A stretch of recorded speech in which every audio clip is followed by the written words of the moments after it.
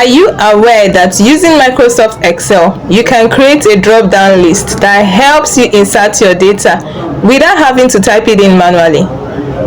Come, let me show you how it's done. Here, I already have my source data where I'll be bringing in the information that I will be inserting inside my drop-down list. So on the drop-down list, in the space provided for department, I'll highlight the column.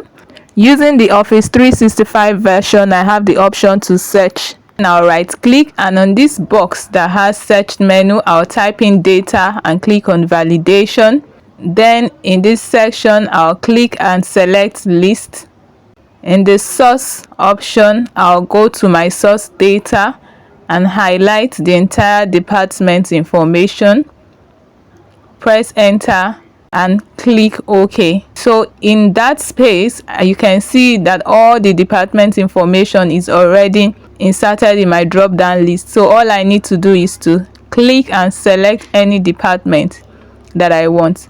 And in the gender section, I would also highlight, right click, type in data, click on validation, go back and select list. Here I can as well type in my gender information. I'll type male, put a comma, type in female, click OK. So all I need to do is to click, select and insert.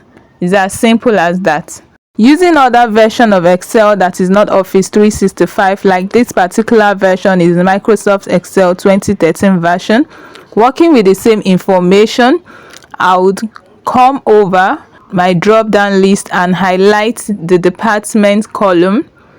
Then when I right click, you can see that I do not have the option to search like the first one. So what I would do is to go to data tab, then I will go to data validation, click on data validation, then I would change any value to list.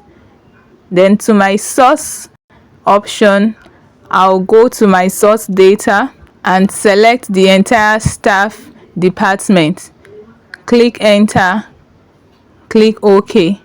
But with this version, you can see that the staff department was represented more than once according to the manner it was shown from the original source data, which was not the case when we used the Office 365 version. So to address that, what we would do is to go and remove duplicate values from the staff department. Because I don't want to tamper with this original data, I would copy the staff department and paste it another column. I would go to data tab, click on remove duplicate, and I'll select continue with current selection, click on remove duplicate. Yes, we are working on column D, and we'll click OK. So we can see the number of duplicate values that were removed and unique values remaining. Now back to our drop down list, we would go back and select the column, click on data, and to data validation, we'll select data validation, we'll click on list. To the source, we'll go and select our unique values. Press enter, click OK. Now you can see that duplicate values have been removed, and you can go and select any department that is applicable to each staff. And back to the gender option, click on data validation, then we'll select list. The source can be typed in male, comma, female, then click OK. So here we have our gender information in the drop down list. I will just copy the formula down across other rows, then we can select. So this is how you create a drop down list in Microsoft Excel using different versions of Microsoft Excel.